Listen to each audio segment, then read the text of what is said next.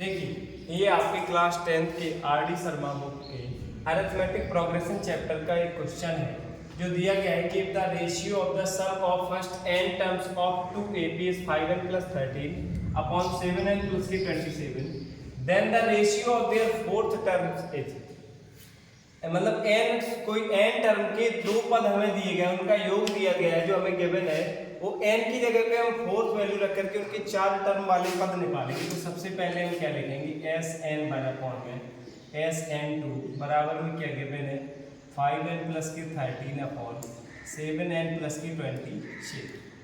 Sn की जगह पे हम Sn वाला फॉर्मूला रखेंगे तो ये हमारा होता है n अपॉन 2 ब्रैकेट में 2a1 प्लस के n माइनस 1 इंटू में d अपॉन में Sn2 की जगह रखेंगे तो n अपॉन 2 यहाँ पे d1 होगा 2a2 plus n minus 1 into में क्या होगा d2 इक्वल्स टू में क्या है 5n प्लस के 13 अपॉन में 7n प्लस के 27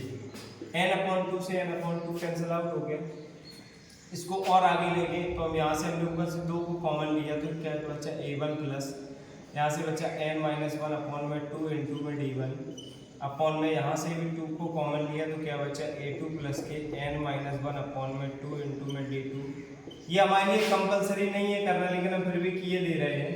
अपॉन में 7n प्लस के 27। यहाँ nth जो टर्म दिया गया है यानी कि n की जो वैल्यू हमें गिवन है वो दी गई है फोर्थ यानी कि n की जो वैल्यू है वो फोर्थ है तो यहाँ से n का मान हम निकाल सकते हैं 2n माइनस 1 को रख करके कि जो भी n का टर्म दिया हुआ रहता है अगर उससे n की वैल्यू को फाइंड आउट करना पड़ता है तो हम उसको 2n माइनस 1 में रख सकते हैं यानी कि 2 इंटू 4 माइनस के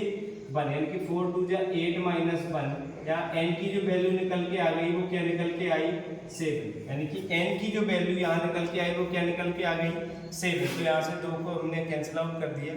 क्या क्या बचा a1 प्लस 7 माइनस के 1 अपॉन 2 इंटू में d1 अपॉन में a2 प्लस के 7 माइनस के 1 अपॉन 2 इंटू में d2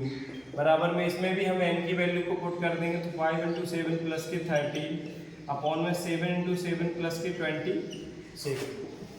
तो यहाँ हमारे पास क्या बचा a1 प्लस के 7 में से जब 1 को घटाएंगे तो क्या बचेगा 6 अपॉन 2 इंटू में d1 अपॉन में क्या है a2 प्लस के 6 अपॉन 2 इंटू में d2 इज इक्वल्स टू 5 7 जा कितने हुए 35 प्लस के 13 अपॉन 7 7 जा 49 प्लस के 27। इसको कैंसिल आउट करेंगे 2 3 जा तो क्या बचा a1 प्लस के 3d1